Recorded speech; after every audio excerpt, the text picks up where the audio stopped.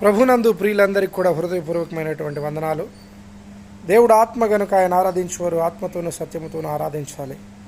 ప్రభునందు ప్రియులారా, ఈరోజు చాలామంది దేవుని యొక్క ఆత్మానుసారంగా కాకుండా నోటితో దేవుని ఆరాధిస్తూ దీవెనలు పొందాలని చాలామంది అనుకుంటూ ఉన్నారు.